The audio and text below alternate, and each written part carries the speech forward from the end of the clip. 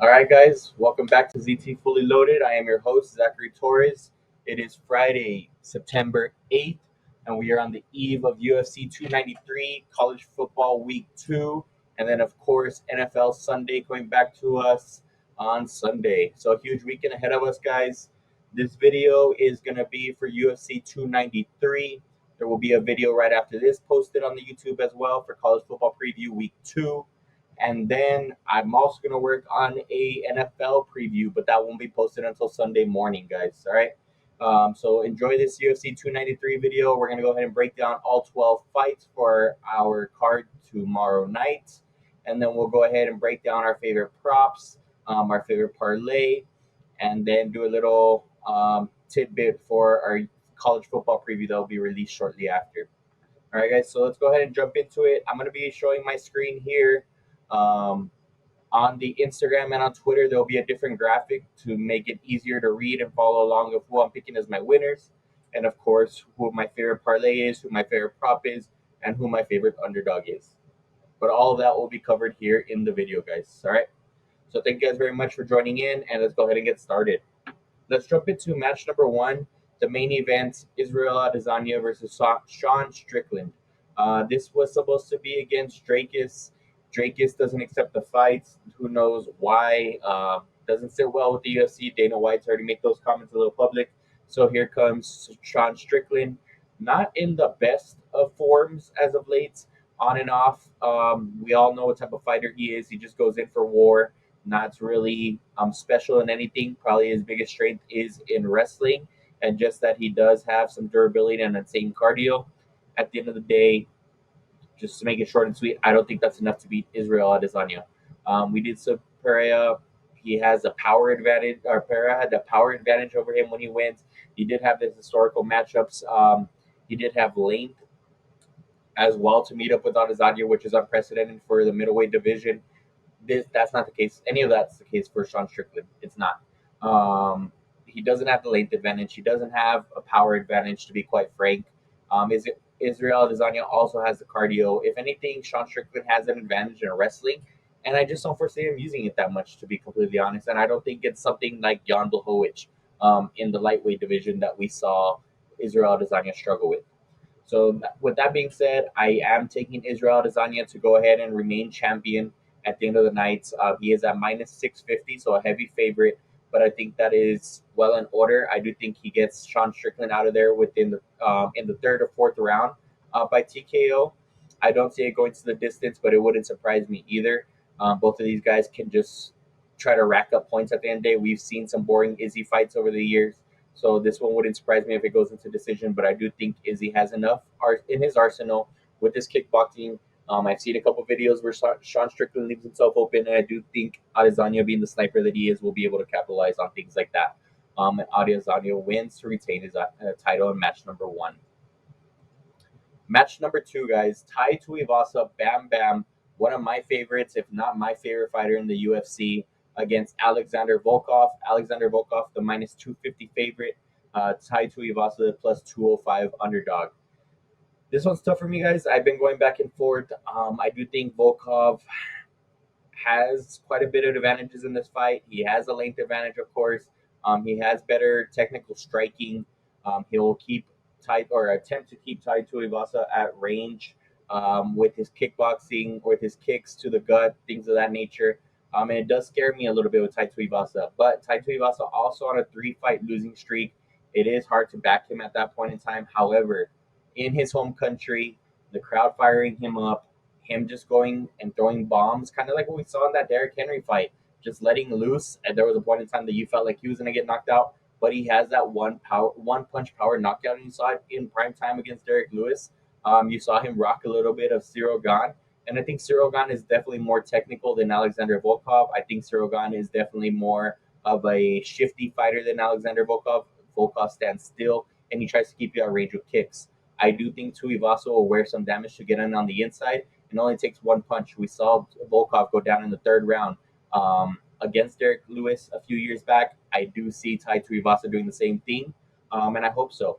I really hope Bam Bam gets a shoey at the end of the night. He gets back in the win column, one of my favorite fighters. And maybe that's why I'm going with this pick. This isn't one that I advise you guys to follow me on, but I'm gonna go ahead and pick Ty Bam Bam Tuivasa for the KO victory here against Alexander Volkov and getting himself back in the win column. So let's go Bam Bam. Match number 3, we have Manuel Cape against Felipe Dos Santos. Manuel Cape, the minus 420, a heavy favorite again against Felipe Dos Santos plus 320. Their face-offs, their press conferences have been high intense, and that's what the exact fight I'm expecting. This flyweight battle is going to be fast-paced. It is going to be strike after strike. I just think Manuel Cape, and his odds show it as well, is definitely the more technical fighter, definitely the more well-rounded fighter, and he can take this fight anywhere. Felipe Dos Santos is undefeated. However, he does not have the resume of fighters that Manuel Cape has, and he does not have the weapons that Manuel Cape has. I do think Manuel Cape will score well in daily fantasy points, and I also think he'll score well in a victory today or tomorrow. Sorry. So give me Cape as one of my favorite fighters on the night at minus 420. We'll talk about the parlay I'm setting up a little bit later on, but I'm going to just give you a sneak preview. He is part of it. Manuel Cape minus 420 against Felipe Dos Santos. Give me all of the Manuel Cape. Now moving into match number 4, we have Justin Tafa at minus 220 favorites against Austin Lane plus 180. This is one, guys, that we should have seen a couple of months back. Unfortunately, Austin Lane with a vicious eye poke within like 27 seconds or 29 seconds, I believe. With Tafa, his eye started bleeding immediately, couldn't see out of his right eye and still wanted to fight. It was unfortunate. It was that ABC card that we had a couple months back. And the fight got called off within 29 seconds. Austin Lane did come out with a little bit of speed, a little bit of kicks, and I think that surprised Tafa at the beginning. However, and I was going at first. I was leaning to Austin Lane. I really was. He was gonna be one of my favorite underdogs. He was gonna be somebody that I probably put into my DraftKings lineup. However, I go and look at his profile. I go and see his history of fights. And we'll go see if this loads really quickly. We see his history of fights when we click on his profile, and it is not a good one, guys. And maybe it's because they don't have it registered on ESPN.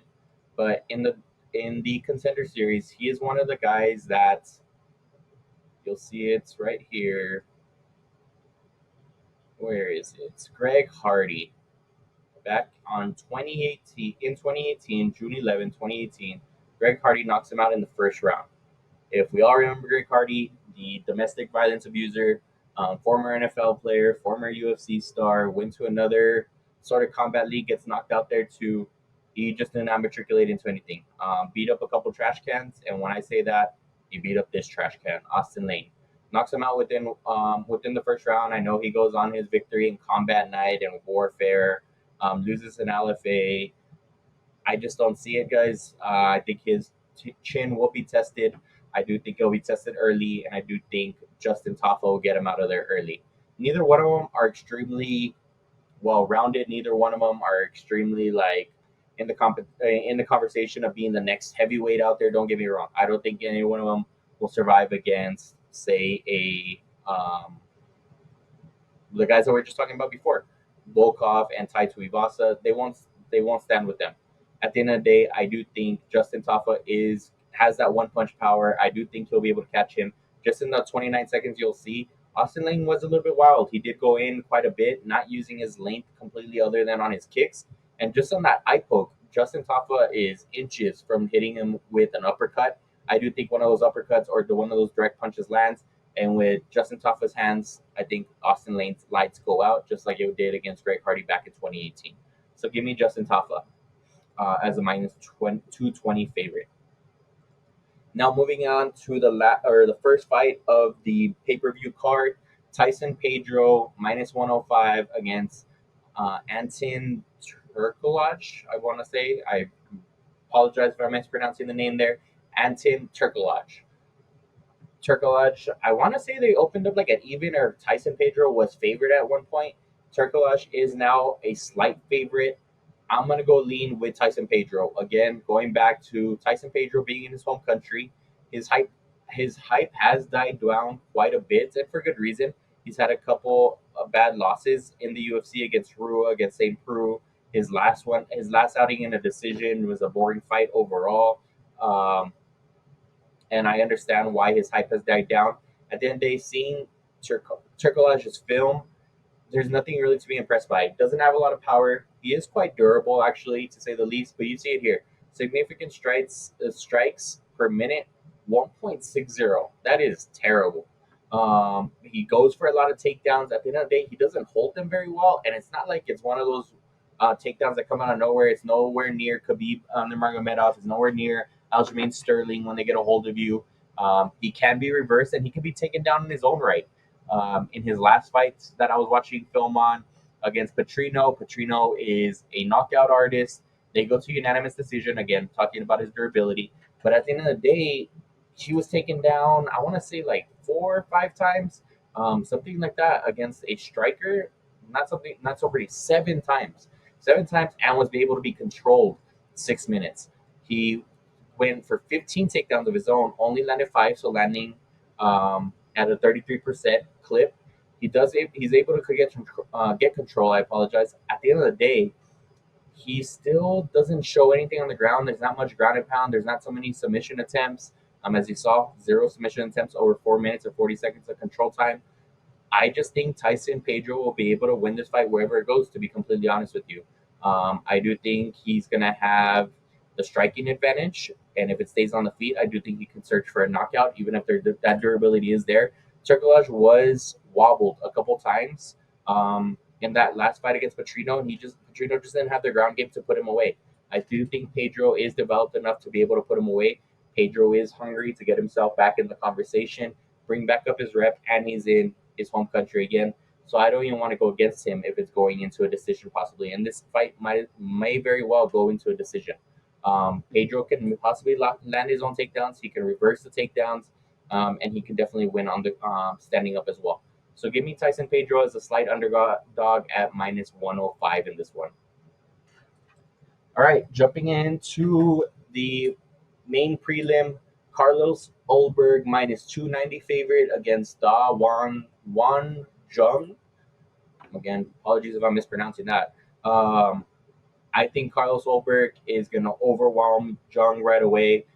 Jung has a history of being knocked out. If we look at it here, lost by KO against Dustin Jacoby. Jacoby, a trash can in his own right, and doesn't have much power. Very surprising. And then losing in a boring decision against Devin Clark. Clark just owned him in that entire fight. Really didn't put up much fight. Carlos Ulberg, his hype has also died down quite a bit. He's an elite striker, doesn't have much of a ground game, and that's where you say Jung might have the advantage. I just don't think he'll be able to take advantage of that, to be completely honest with you. Excuse me. So I'll go ahead and take Ulberg to go ahead and get this knockout, get it early. Just with swarming pressure, he has elite striking, and I think he goes in and takes advantage of Jung's lack of defense and willingness to get into firefights and go ahead and take advantage and get a knockout victory before the pay-per-view card starts. So give me Carlos Ulberg at minus 290. All right, guys. In match number 7, we have Jack Jenkins. I don't have a friendly history with Jack Jenkins. I'm betting on him. And then Chepe Mariscal. Chepe Mariscal. This is another one that I've been bouncing back and forth on. Jack Jenkins a minus 205 favorite. Chepe Mariscal plus 170 underdog. I was looking through their histories, guys. I like the fact that Chepe can wrestle. I like the fact that he has stamina and that he can go as long as Jack Jenkins wants to. Jack Jenkins was notorious for his gas tank, for his stamina, and being able to put on pressure, guys. However, I don't even think he should have won this last fight, and that's why I'm out on him on this one. He shouldn't have won this last fight against Jamal Emmers. And let's go ahead and take a look at those stats really quickly so I can go ahead and prove that to you guys. Where are you guys at? And actually, this is the one that's Justin Taffa and Austin Lane that we were talking about earlier. Austin Lane with an ugly eye poke against Justin Taffa within 29 seconds.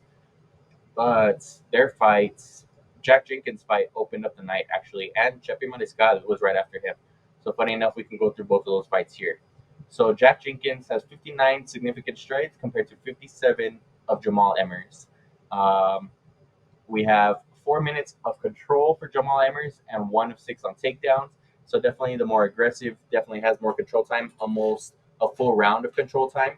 And then we have Jack Jenkins with 1 takedown and very little control time. So we have a difference of 2 significant strikes, a difference of 9 total strikes, which can literally land on your hands. That makes no difference. And honestly, most of them came up from leg kicks. If we're seeing it here, tied in head strikes, or Jamal Emmers wins in body strikes, and then Jack Jenkins gets away with 6 more leg kicks. 6 more leg kicks, about 4 minutes less in control time, and the same amount of takedowns gets Jack Jenkins the split decision win. Didn't sit right with me then, still doesn't sit right with me now. Jamal Emmers got robbed there. And what was crazy enough is that one referee, or one judge, I apologize, had it 30-27 Jamal Emmers, and then another two have it 29-28 somehow. It was mind blowing to see. I thought it was Jamal Emmers' fight just with that control time alone, and Jack Jenkins robs Jamal Emmers. I don't think that's the case tonight or tomorrow night. Chepe Mariscal, again, looks for those takedowns. He'll be able to get those takedowns, especially later in the rounds 2 or 3 against Jack Jenkins. I apologize. So go ahead and give me all the Chepe Mariscal. He had 5 minutes of control time in his last fight, and don't get me wrong, Trevor Peak, I know he is trash. You can do anything and everything against him. I do think Chepe Mariscal will be able to compete on the standing up against Jack Jenkins, and I also think he'll be able to outlast him in terms of stamina and in terms of wrestling. So give me Chepe Mariscal, and I'll actually take this one to decision, guys. Chepe Mariscal, one of my favorite underdogs on this fight card. Give me Chepe Mariscal on Saturday nights. And that brings us back into match number 8, and that will be Jamie Mullarkey against John Makdessi. I have to take Jamie Mullarkey, and it's not one that I'm comfortable with, guys. Jamie Mullarkey is very inconsistent. We've seen it before. He can absolutely get rocked, and I think that's why there's a lot of hype behind Makdessi, is that we've seen Jamie Mullarkey's chin suffer in the past. We've seen it against Naimov the last time he was out there, and we saw it against Jalen Turner a couple years back, or actually a year back, March 5th, 2022.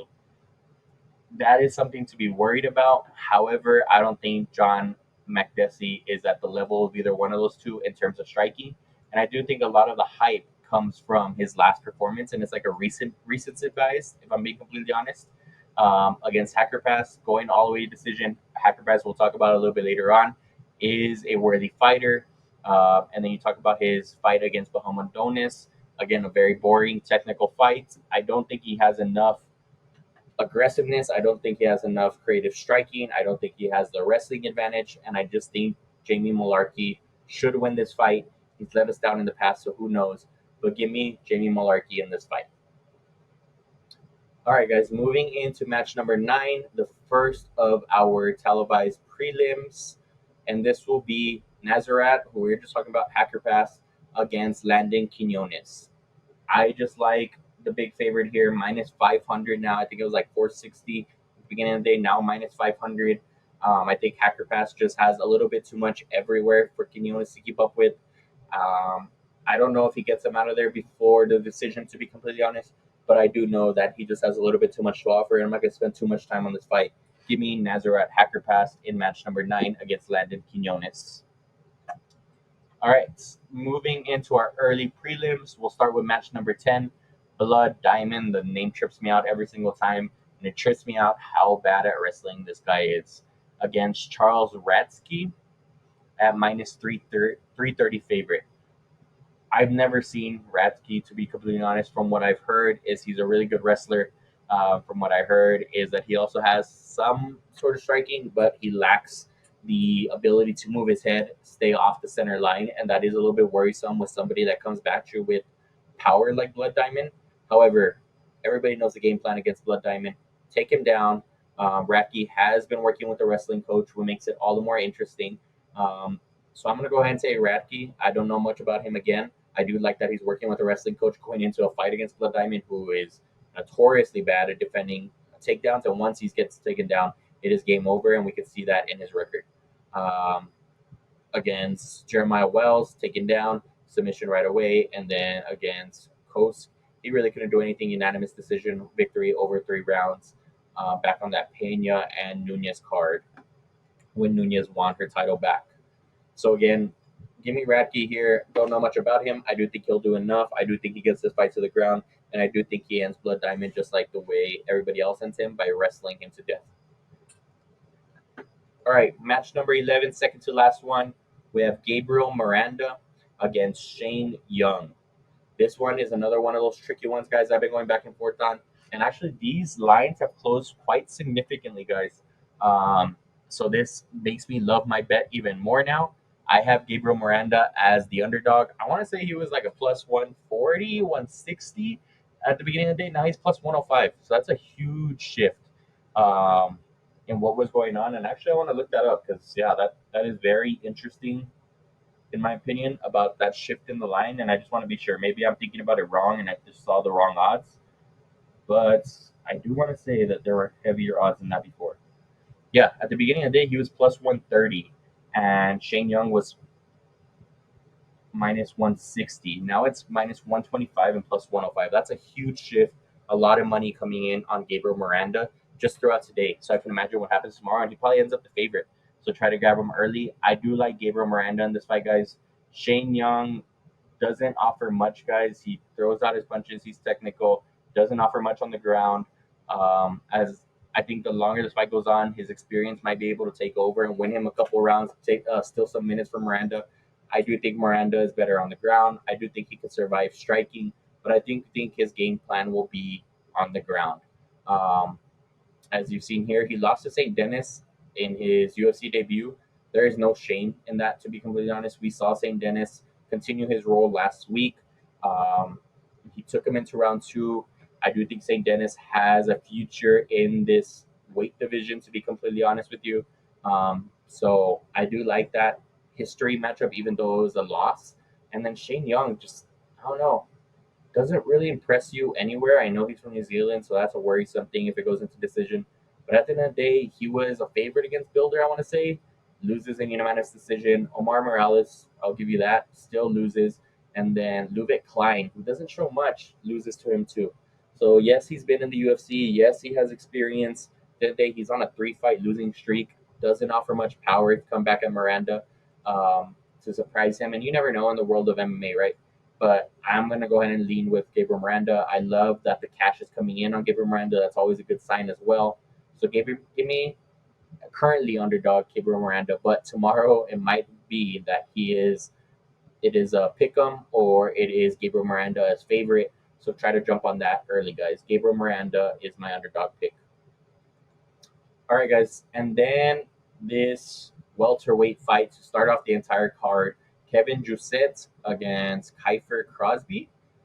Nobody is able to say anything about either one of these fighters. I've been doing research.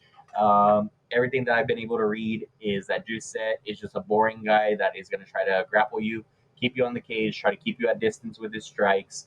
And he does have the reach advantage here at 75 to 70. And then that Crosby will try to do a firefight, but he's just not that skilled. And he has been knocked out in the past. I want to say, yeah, he was the one that was in Bellator. No UFC experiences. These are both debut fights for both of them, so I can't see them coming out swinging.